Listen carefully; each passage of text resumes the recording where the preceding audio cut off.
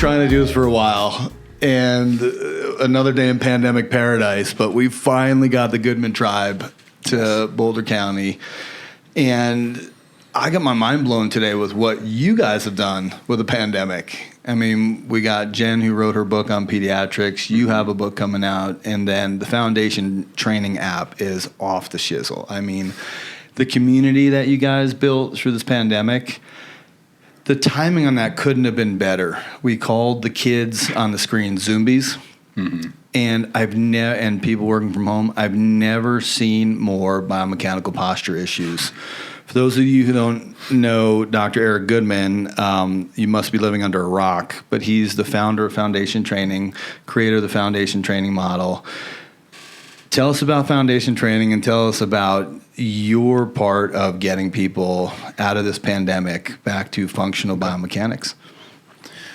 Thank you, number one.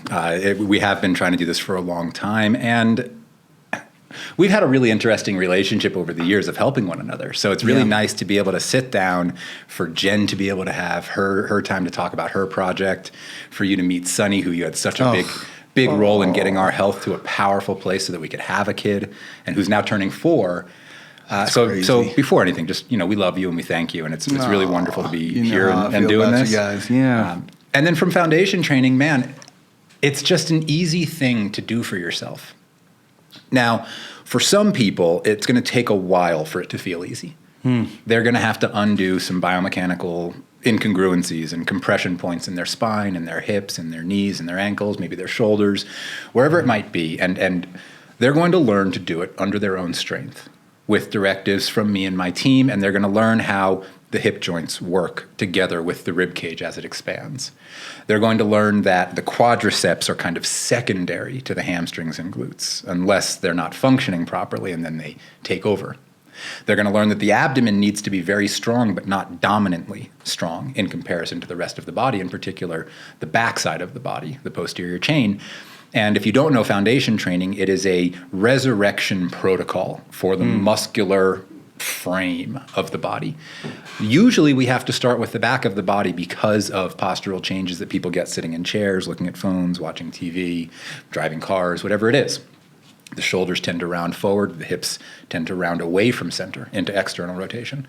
And we get glute muscles that don't want to fire, hamstrings that don't want to fire, back muscles that don't want to fire, neck muscles that are supported by the traps, just different compensations around the whole body. And over the past 13 years, I've been developing this. And I say developing because I'm actively developing it still. This process, this protocol called Foundation Training, that is body weight, it is breath first, hip hinging second, foot position third, shoulder position fourth, neck position fifth, and all of a sudden when you start to put these pieces together, your body starts to operate as if it's not piecemeal, as if it's a connected chain. And once you start to get the principles of decompression breathing, which is kind of an expansion of the lung volume and a repositioning of the rib cage from kind of tight and small to big and expansive. Once you learn that, and you learn some of the isometric hip hinge exercises, some of the groundwork exercises, those problems of your neck hanging off or your head hanging off your neck like that, or I tell people they kind of smell their way through life with their nose a little too far forward and anterior head carriage, those things seem to go away. Until you stop doing the exercises and you let them creep back in. And it's just this active tug of war between good biomechanics that help you and perpetuate strength and kind of poor biomechanics that harm you and don't perpetuate strength. They perpetuate make you problems. Freaking tired. They make you super tired because they're inefficient. Yep. Yeah. Yeah, it brings up a couple of things for me. And the first is we've talked numerous times about how when I do the founder, I always get my ass kicked. It is one of the most humbling postures on the planet, and you can just YouTube founder, and I'll get to that in a minute. But shortly, like seconds to minutes later, I feel energized. I feel awake. I feel resurrected from my biomechanical albatross. And what you said was, so if you go back in my charts and you look over 1,000 charts, 25% of them will say YouTube, Eric Goodman, the founder, Foundation Training. And it brings up one of your most viewed YouTubes of you demonstrating the founder with your biomechanical model. I almost don't feel comfortable about sharing that anymore. I obviously share the Foundation Training app because you said it's always evolving. Mm-hmm. And, Datis Karazian, who's a great buddy and a DC of ours, DC buddy in our community, he'll say, if you don't look at a chart 10 years ago and go, mm-hmm. Oh, Datis of 10 years ago, like you're hoping to see the growth. And someone will get better with the founder of 10 years ago. But what you guys are doing on the Foundation Training app now, first of all, the decompression breath. Mm-hmm. And, one of your students and senpais, senior teachers in our area is Vicki Hunter. Mm-hmm. And we refer a lot to her. And she's the best deal in town. Yeah. But she'll support then getting people to get on the Foundation Training app. If they're a self-starter, I send them right to the Foundation Training app. If they're really a bucket of broken bolts, then I send them over to Vicki first. And then she supports them with the Foundation Training app. And the decompression breath, for me, has added this endless layer. It's almost like when the ollie first came into skateboarding. It changed everything. Yeah. It's like we're doing all this skating, now we can do an ollie. Oh, then it opens all these other tricks. And the decompression breath, I felt like, and then there's the camaraderie and community piece. It's a cool piece of the foundation. Well, it's really where there are good studies in healthcare when you get groups who don't know how to cook in a diabetes class and cooking together, and it's amazing how much magic happens through community rather than I just got to go home and carb count and and when I get on the Foundation Training app, that's the piece that's now even like an unspoken layer. Well, we have.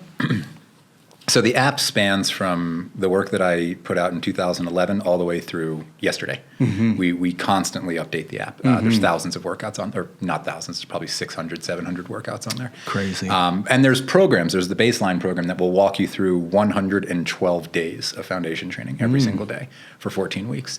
So we have these interesting programs. We've got these interesting things, but the kind of the basis of our work is adaptation, the ability to be adaptable. So for me to be rigid on what a foundation training protocol is at any stage of my life kind of goes against what I'm trying to do with this whole system. And what I'm trying to do with this whole system is I'm trying to collaborate with as many people as I can. Mm-hmm. Right now I have over 1,200 instructors in the foundation training community around the world in 30 plus countries. Right on. And they are touching a lot of lives. Some of them are extremely prominent doctors in their communities, or physical therapists, or chiropractors, or various types of practitioners, and some of them are yoga instructors or ultra endurance athletes, like in Vicki Hunter's case. Or we were even talking about some of the MBA work you've done, and again, as a guy who likes to watch football and likes to watch MMA, but still feels guilty as a doctor about the injuries that are going on there, I'm grateful that your work is penetrating. It is. So that these guys and gals can have a life in aggressive, bloodthirst, intense, get my competitive spirit on the field, but then I don't have a broken down body for the rest of my life. Any athlete, I mean, any person, but really any athlete knows that at some point you're going to get hurt. Mm-hmm. And it's kind of the way, it's like, it's a metaphor for so many things in life. It's how you handle that challenge that will kind of open up the next door or close the next door. And our work has opened up a lot of doors for a lot of athletes. And then it kind of didn't fall off the athlete wagon. If anything, the athlete world has really embraced foundation training, and I'm like, I can't believe it. I'm so thankful. Oh, it's and unreal. Just for you guys, if you follow Insta or anything like that, you'll see Eric's working with firefighters. He's working with jiu-jitsu practitioners. You're working with CrossFit clubs. You're working with football players. You're working with high-end. You're working with the 80-year-old who just wants to play tennis again, and everything in between. It's mind-blowing, and it works so quickly that I think so many people who've come before you who've tried to make biomechanics user-friendly, just you like go right for the jugular on understanding biomechanical problems, and it's like 2 to 5 minutes later, and just a quick Goodman Foundation spiritual. We have a woman who used to see us from Longmont and at the old office, 20-minute drive. And she couldn't see us anymore in person, pre-pandemic, because of the way her bucket seat would screw up her back. And then we taught our founder And she would do the founder for 2 minutes before she got in the car ride.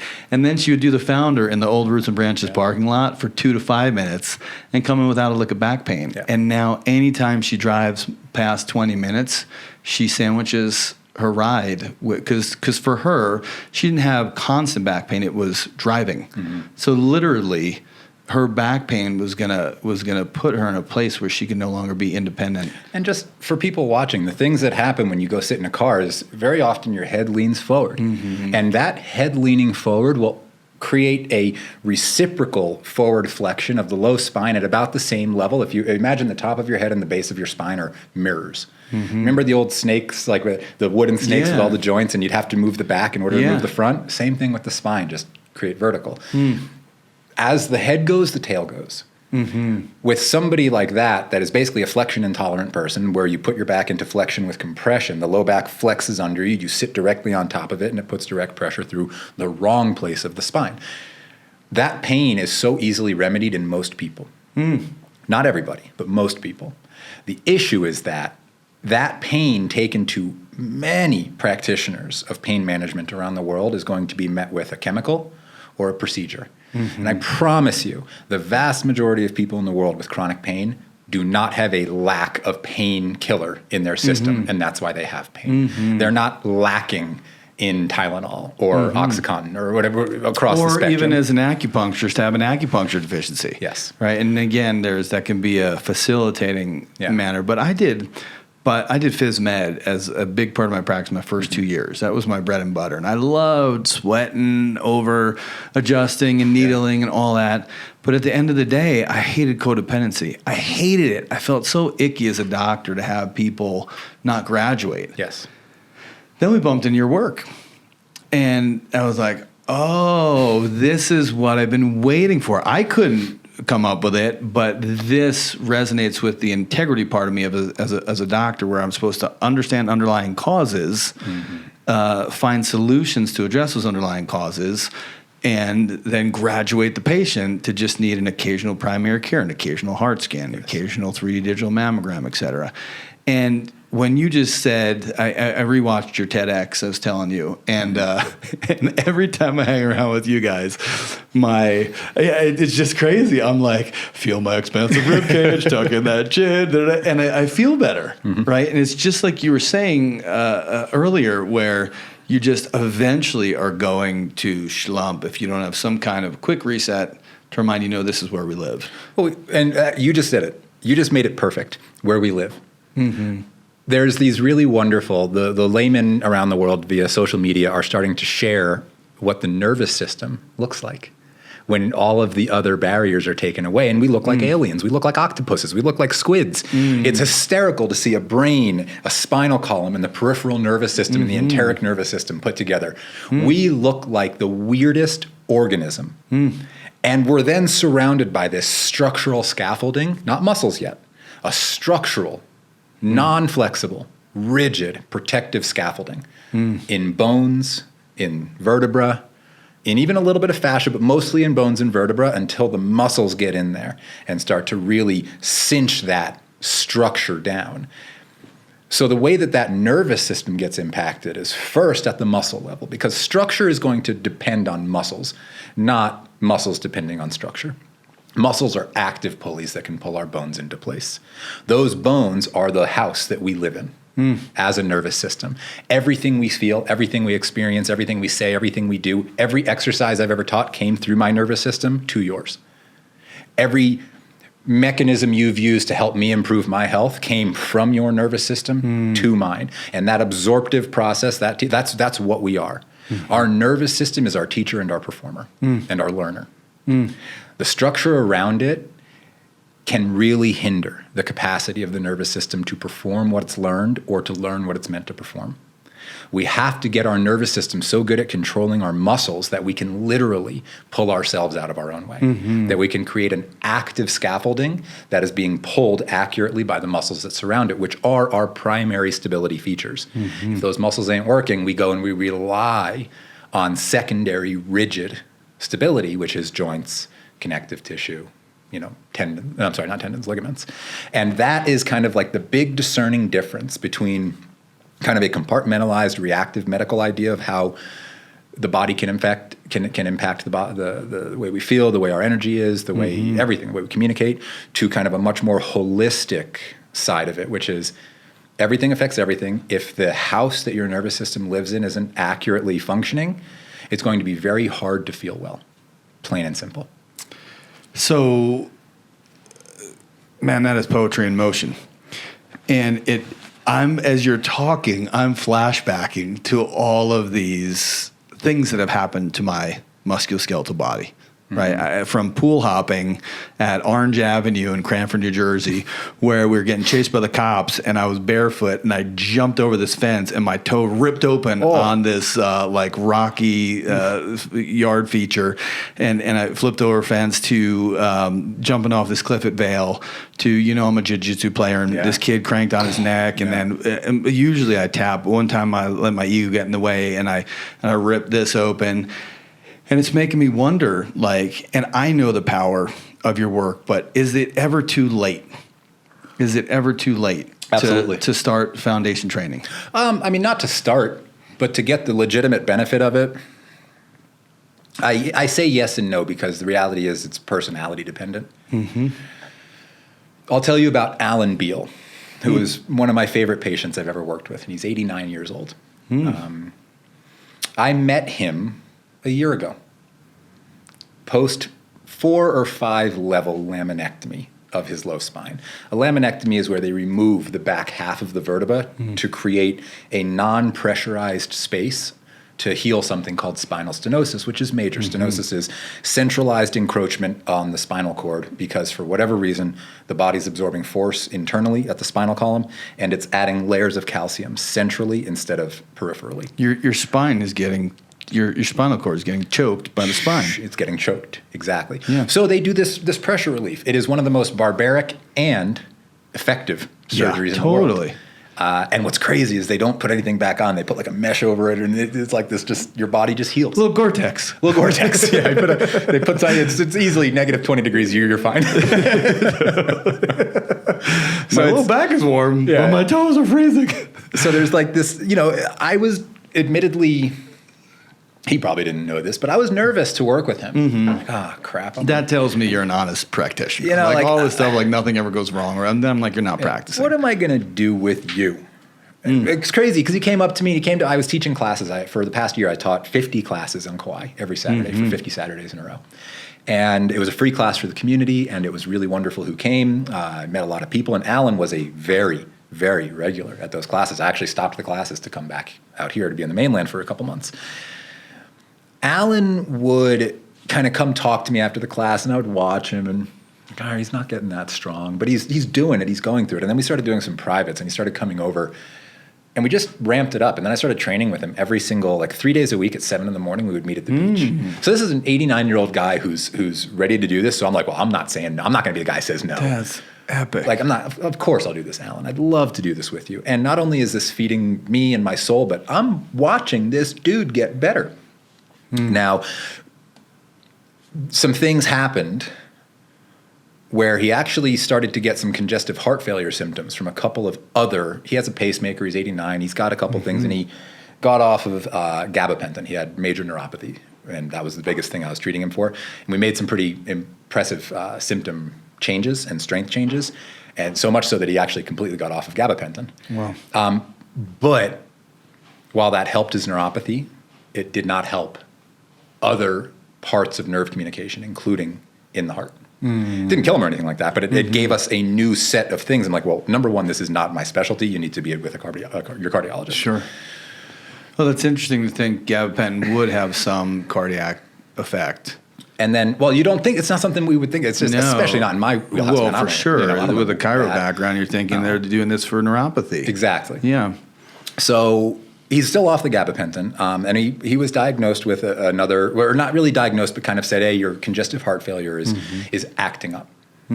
Now, here's the interesting thing is the real beneficial thing to do with congestive heart failure is healthy exercise and healthy diet and healthy hydration.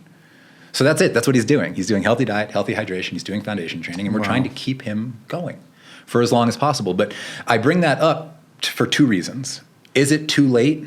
No. But when you are working with a much older body, an octogenarian, further even, septuagenarian, 70 plus, you're going to get hit with things that you don't anticipate and you can't anticipate. So for a practitioner that's hearing this, expect it and don't let your ego get in the way. Just say, okay, let's try to collaboratively with the rest of your medical team look at this symptom. But would I ever ask Alan to stay in the pain that he was in for the past year? He would have said, I would do that training 10 times over, knowing that I was going towards congestive heart failure. I don't think they're one and the same. I don't think they're connected, but the body's the body, and it's very connected no matter what. And it brings the point where I probably refer as an ND to specialties or to other doctors or other providers or non-conventional providers more than anyone I know, because I know what I know and I know what I'm not in charge of. Yes. Right. And there's just, so that's where you move into a team care approach, and you're in charge of no pain. And what's a success story? Is a success story getting out of the symptom they came to you for, or is a success story somehow being the one person in the world that can guide every patient you've ever had towards a long life with no mortality and none of the normal stuff that human beings go through? It's unrealistic. Yeah. Our job is to get people to feel better in our field. Yeah. We are quality of life improvers. In your world, you save lives in certain ways, and I believe that, and I know that. And I think in my world, I save lives certain ways by giving people the autonomy to make better decisions for themselves. But ultimately, emergency medicine is the lifesaver. Yep. Our job is to and I make... would argue that it's that premature death saver, because we tell patients all the time, I can't play God, you get hit by lightning, but we know how to order a heart scan and prevent premature heart attack. Absolutely. But we're all going somewhere. But I don't want to go out with being a pain zombie from 50 to 100 years old. And you're in a wheelchair or you're on because you never addressed the problem the right way. Yeah. You never kept your strength, you never kept your physicality, and now you're trying to find it at 70, 80 years old. You're going to have a hard time finding it. I'm not saying you can't find it. I'm just saying you're going to have a hard time finding it. And that's kind of how I like discern my work is we're not symptom management, we're lifestyle management. And very often pain can get in the way of a very good life. And the way that you address that pain can even more so get in the way of a very good life sometimes. In the first responder community, I find it truly disgusting the way that first responders are treated when they go in for chronic pain, when they go in for legitimate issues. They're given pills, they're barely listened to, they're expected to go down a certain pathway that is rampant in the first responder community for harming them. Number one, these men and women are already in environmental catastrophes because of their job. From burning buildings to just the cesspools that they have to be in for various reasons, to going into homes for an emergency call with a hoarder that's been hoarding for 40 years and there's scents in there that are not human. And they're smelling them, and these things are real for them. Yeah. And yet these first responders, when they get chronic pain, when they get an injury, they're given a pill, very often an opiate, and they're led down a pathway to failure. To retirement early, to leaving a job where they're not feeling as well on the way out as they felt on the way in. My right-hand guy in foundation trainings, very, very often I'm his left-hand guy in foundation training. We share the leading role. Jesse Solis. Jesse was a 17-year firefighter, Heavy Rescue 1, downtown Orlando, a badass. Wow. A badass, like incredible. Oh, I didn't know he did that time on the department. That's cool. Yeah, and he's as good as they get in both credentials, reputation, and genuine integrity, and strength, and the myriad of skills that he has to help people.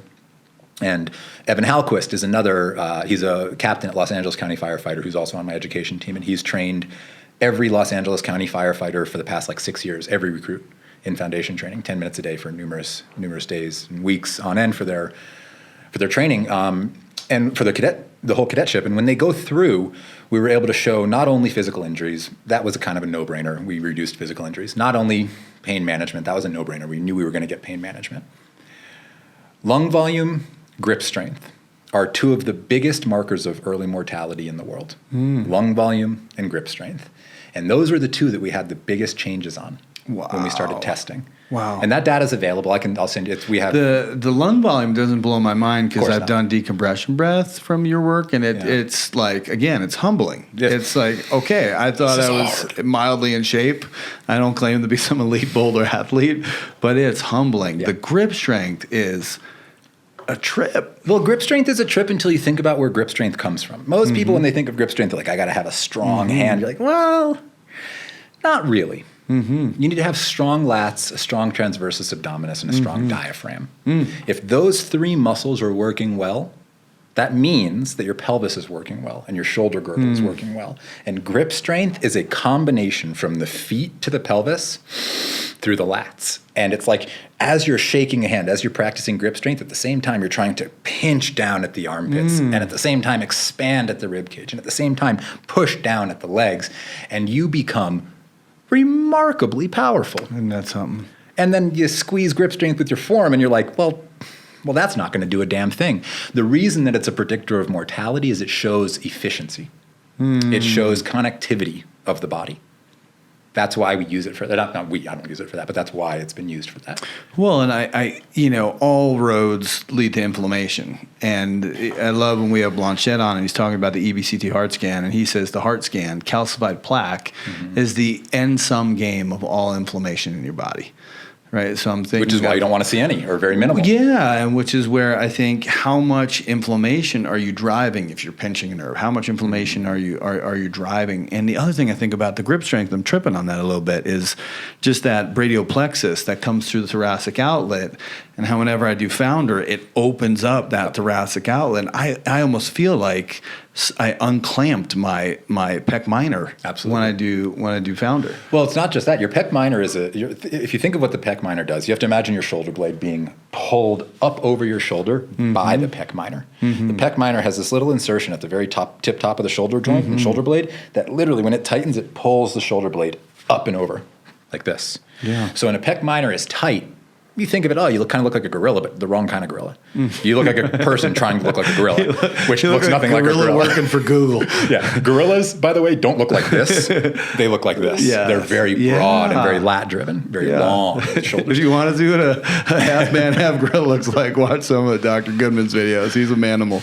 So he really has that beautiful, healthy gorilla posture. Just the way when you move posterior chain driven, it adapts your body to a certain movement pattern, which is a very natural movement pattern for human beings.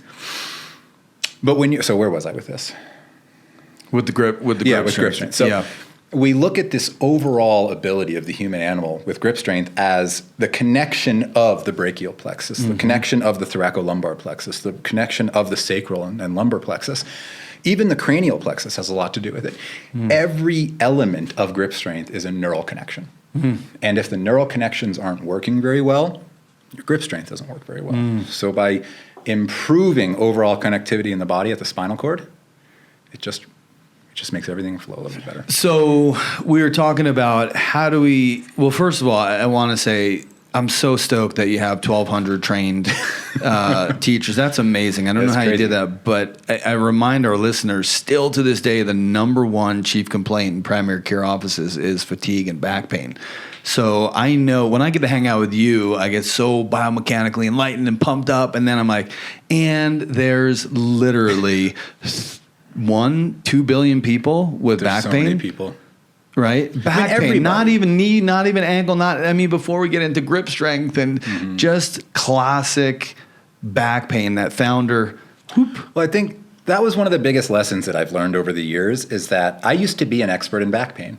I'm not really an expert in back pain anymore. I see back pain as a symptom of a body in distress. It might be from the back, it might be from the colon. It might be from the spleen, the liver. It might be from so many different things. Could it be because the foot's not accurately hitting the ground and there's this like subtle discrepancy in alignment? Yes. But I'll be straight with you. Alignment's usually not enough. We don't hurt just because we compress. We hurt because with compression comes kind of this lack of efficiency around that region of the nervous system. And with that lack of efficiency comes less hydration in the joints, especially in the spinal joints, less hydration in the muscles, less strong contractions, less hydration in connective tissue, more rigidity. All of these pieces leads to the protective mechanism that we feel as pain. But pain's it's just a message. It's just like a translation. It's just like this idea. You're hitting a button. Bing, bing, bing, bing. Your brain's saying that hurts, that hurts, that hurts. It doesn't tell you why. The understanding of why pain happens is probably the differentiator between an effective pain management doctor and a non-effective pain management doctor. Now, that being said, can you be a very effective pain management doctor temporarily with pills? Absolutely. But you are going to be an extraordinarily ineffective pain management doctor in the long run for those people. You are not addressing their problems. You are masking their problems. And when you put a mask on something, it typically gets worse. And with no blame, you literally might be destroying families through opiate addiction and on and on again. I'll be straight. I blame. but I mean, I understand when my conventional medical doctor brothers and sisters are in this 7-minute model and you're dealing with pain, you're going to say, keep an eye on that. Or that just happens to women your age. There's going to be all these quick liners because you're thinking about your 40 patient day. Yeah. You know, we don't run that kind of practice. I do the internal medicine model of what you do. You do the biomechanical underlying cause. You think 3-dimensionally. Sometimes that takes time. Sometimes it hits you right over the head.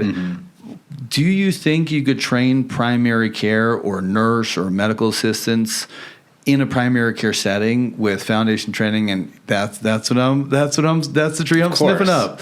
How do we get there? How do we get to the police force? How do we get to the primary care setting? How do we get to, instead of that 7-minute conversation on side effects of opiates, it's a 7-minute conversation on Founder, and maybe we hook them up to the app, or we hook them up with a little video tutorial. What's the future? I'll tell you what, that's a great question.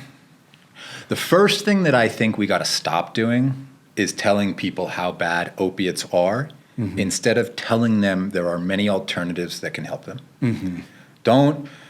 Americans take 80% of the opiates in the world, yet we are not the healthiest people in the world. That is enough data for me to say opiates are the wrong mechanism of pain relief. I also know personally many families that have dealt with deaths that were premature as a direct relation, nothing else, no other factor than opiate concentration. I can feel your intensity on that. It gets me, man. That's heartbreaking. It's heartbreaking. So our job as doctors is not to be right, number one. It's to be useful. When you're a doctor, you have a very functional brain. Especially if you were able to go like the MD-DO route. You were able to pass your MCATs. You were able to get through school. You're able to probably get through residency. You have a brain that is capable of truly learning. If somehow you have that brain and you think it's okay to prescribe these things, you're a sociopath. You know how much you know about the body as a doctor, and you're prescribing the most addictive chemistry in the world. You're not on my level. I don't want to talk to you. And my definition for that version of sociopath would be you're a burnt out, overwhelmed, overscheduled, trapped brain. Yeah. You can't reconceptualize, I got 5 more years. Like I can't see myself retiring. I'm going to doctor until the day I die because I love the model we have learned from Stand on the Shoulders of Giants, and we just want to keep improving that. Yeah. And making it better and better and better for the patient. Because if you're doing that model, you're not getting the inspiration of results. When you work with Alan, like you said, and you said, I'll beat you because it's good for me. It's wonderful. I get it. Like when you get to see. And by the way, I don't charge people like that. That's not who you don't make. Yeah. Being a doctor is a title, it's a process, and it can be a living for a lot of people. But a lot of people that become doctors stay broke their whole lives. They're in debt their whole lives. Like, it's just a title. And just like anything else in life, it's what you do with it that makes you good, bad, indifferent, whatever it is. Yeah. I mean, if you're a doctor and you're being fed your information and not really independently thinking about it before you then feed that information to others, you probably shouldn't be a doctor. And if you are a doctor, maybe you shouldn't be a doctor treating patients, because if I'm sending my family be in the trenches. If I'm sending my family to you, if my parents go to you, and they give you this complex history of pain, and you address it with a chemical that is A, brutal, B, dangerous, C, overprescribed in America and not utilized in other countries. We got to have a serious conversation, and you're not going to have it with me, and I know that, but I wish you would. And I'm not going to threaten. I'm not going to get even angry. I'm just going to try to question what you're doing. I'm just going to, how do you do that? How do you sleep at night knowing what these things cause?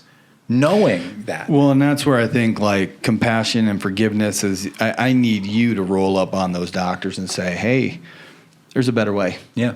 Well, that's what we're trying to do. And when you do that, just like when your TEDx, when you had everyone stand up and do the founder, there's a couple moments where they shine on the crowd, the camera goes to the crowd, and you can see people have hope and a little glimmer of relief. Totally. That's it. And I feel like what's so amazing about foundation training is you get some glimmer of, oh, there is a better way. Oh, there is hope. Oh, my body could cooperate. Oh, I'm getting a user's manual. I'm getting the keys to my physiological biomechanical castle right now.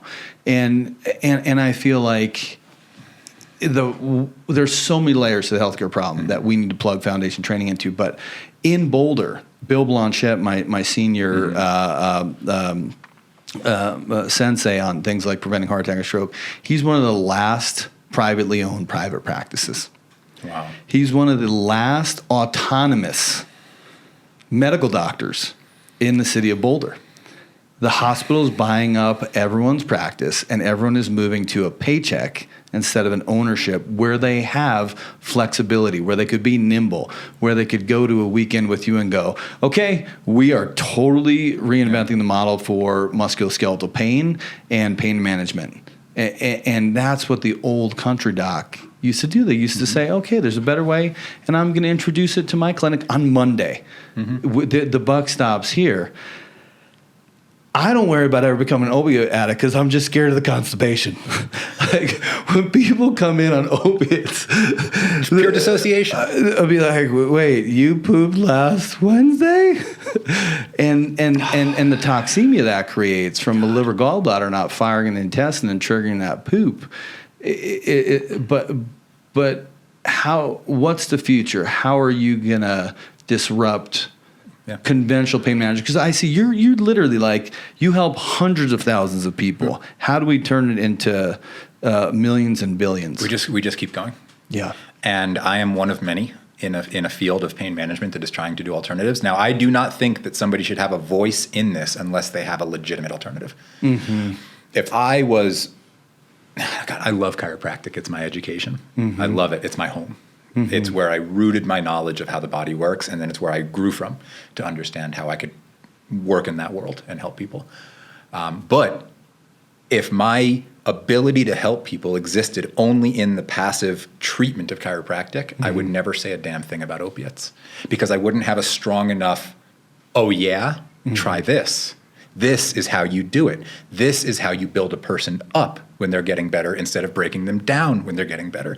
This is how you make it a healthy thing for their family instead of a potential lethal thing for their family. This is how you tell that person they're worth not giving up on instead of literally telling that person everything's out of their control and only a pill or somebody else can help them. There's just an autonomy that needs to be discussed. And if you want to know the future of medicine, my hope, what I'm working towards, what people that I surround myself are working towards, is that the 35 or 40% of the population that desires to be healthy and is willing to put the effort into it has all the tools they need to do so. So much so that they begin to bleed into the 65% of the population that doesn't. It's the opposite of herd immunity. It's inspirational capacity, showing people how easy it is to actually get yourself out of the current that is going towards disease and get yourself into the current that is going away from it towards health and vitality, not with expensive supplements, not with, you don't have to be rich to do this stuff, man. You can be barefoot and naked. Yeah. Most of the things that help our body are found in nature. Most, not all, but most of the things are found within us or can be used by our bodies Tylenol is a breakdown of the endogenous cannabinoid system. That's how it works. Like there's these natural mechanisms we have within us that once unleashed, they really do create a slew of pain relief, of hormonal improvement, of everything from I love myself to I hate myself. That spectrum exists hormonally and is governed by what we do. The decisions we make, the practices we have, the movements we make, the people we surround ourselves with, the amount of sleep we get at night, and the stuff we put in our body. If you pay like a little bit of attention to each one of those, imagine like a little star pattern and you're like, oh, you did that, did that, did that, did that, did that, did that. Okay, did that, did that, did that, did that, did that, did that. You just keep hitting it each day, these few very important pieces. And 5 years, 10 years, 20 years down the line, you're like, well, I don't understand how people aren't doing these things. Wait a second, you still take Advil every day? Totally. What are you doing that for? There's so much better alternatives out there. Yep. So that's why I do what I do. I think that the future of medicine is going to go through a big arc of frustration. And out of that frustration, I really, truly, truly hope that the coming generations see the value in taking care of themselves. And it's going to be patient driven. It's going to be power to the people who are saying, I want a better way. I tell people all the time when a doctor says, hey, you have attention deficit disorder, and you say, hey, thanks, jackass. I know I can't focus and attend. I'm paying you. My insurance is paying you. Whatever the model to help me figure out why, right? And I feel like in that natural model you just shared, there was radical movement over a 24-hour period in that model. Of course. And those endogenous cannabinoids, those endorphins that get released from that movement, you have to fight for those now, right? Yes. And I always say things like Chief Niawat's daughter didn't have an eating disorder because you didn't have that that privilege. There was no, you were stoked to catch a buffalo, and you were so psyched there was no bandwidth for that.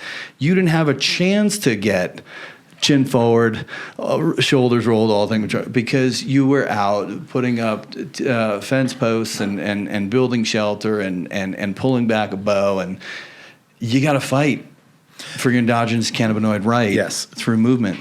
That said, those are so the endogenous cannabinoid system is kind of like a reverse engineered homeostasis system in the body. The endogenous cannabinoids flow backwards, whereas every other neurotransmitter flows forwards across the neurosynaptic cleft. And that reversal of movement is kind of like a gathering of data, and it tells us what needs to happen next. And that in a small moment-to-moment scale doesn't look like adaptation, but you fast forward that 1,000 times, 10,000 times, 30,000 times, and there is an adaptive process that the body and brain go through, the nervous system goes through. If you take the significance of that, which is the basis of like evolution, more or less, that adaptive capacity, and especially as human beings where we can think, I'd like to be able to do this, and then we can act in ways that get us a little closer to it each time. That adaptive capacity should dictate treatments, pain modulation, like everything should be looked at through the lens of the human organism is extraordinarily adaptable. Why would we surgically fix them in one place unless it is like life or death? Why would we chemically stop the need of the body to produce X, Y, or Z so that we can fulfill that need immediately every time it's needed? Immediately, every time it's needed. Telling the body... Because we're a society of binky. Give me my binky. So that's it. Yeah, and it's like, it's not that people are getting less or more tough.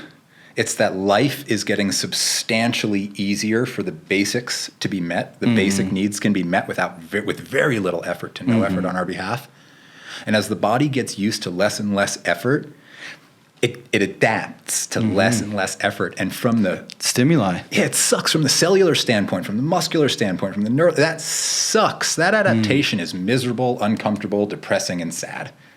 Versus, all we're really trying to tell people is, well, if you look at the little bit you can do for yourself and you do that to the best of your ability, I mean, all that stuff I just said is probably not going to happen to the same degree, let alone what could happen, which is you could start getting better and keep getting better. And if that happens, that 20, 30, 40-year next span, 50-year next span of your life is going to be really different than dependency.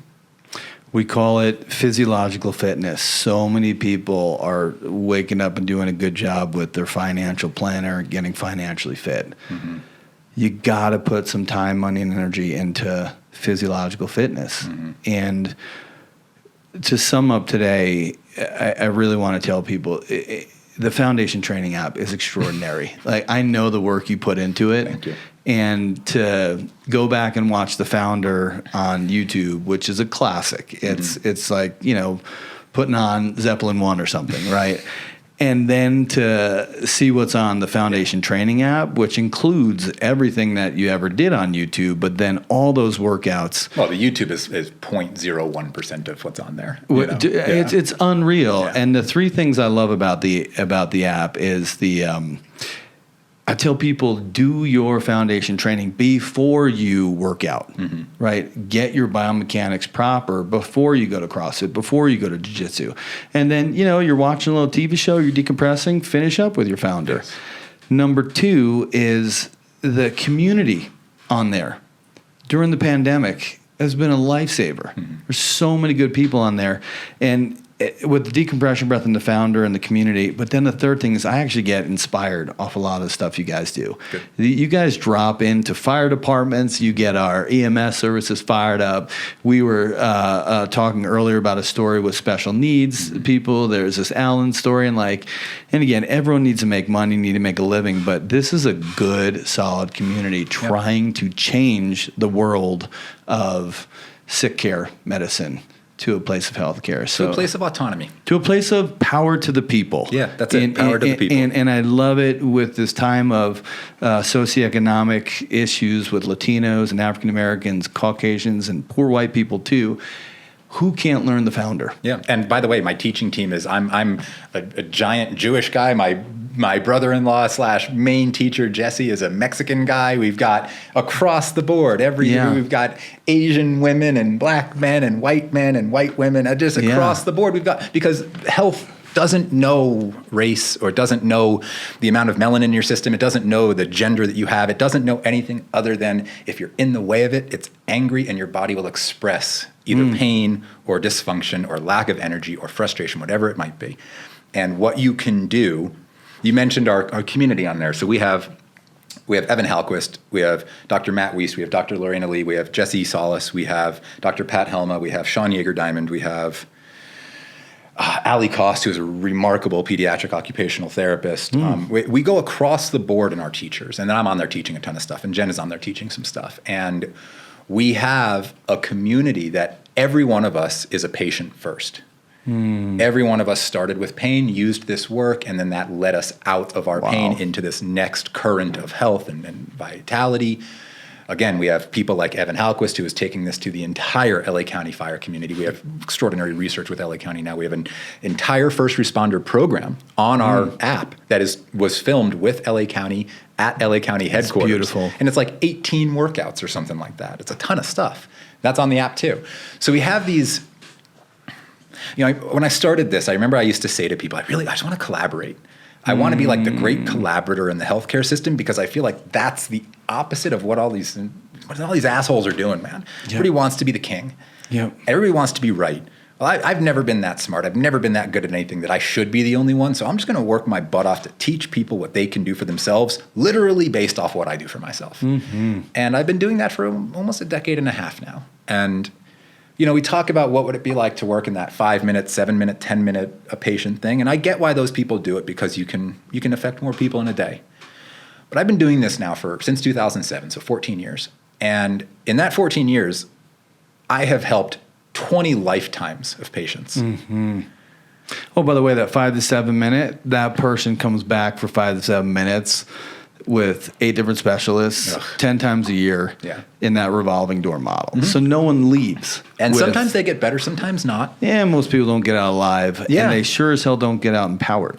They don't get out empowered. And as a guy who rode with the ambulance, I'm not talking about the deep respect for emergency medicine, certain oncology care. There's a time and a place for conventional model. If it comes to pain, you need to own your body, and you need good coaching and the keys to your physiological castle. And foundation training is my favorite way to access my body can do it too. Yeah. And that sensation, that sound you just made, that is a sound that I've heard more than I ever expected to hear in my life. Is awesome. People saying, "Are you serious?" Like, yeah. What the hell just happened? Why awesome. Dr. Goodman, thank you so much for making the time for the Vitality Hour. Check out Foundation Training app. It's so accessible, and Dr. Goodman's training teachers all over the globe. If you're not figuring it out on your own, find a trainer near you and get your ass in gear. See you soon. Thank you, Eric. And just before we go, so everybody knows, I have done a lot of podcasts, but this is the first time I've done a podcast with my treating doctor, who treats me, who treats my family. So I've said it, I'll probably say it in the other ones too, but we love you and I thank you. Well, that's an honor, brother. Bro, thank you for everything. You're an absolute brilliant practitioner. Thank you. Yeah. Right on.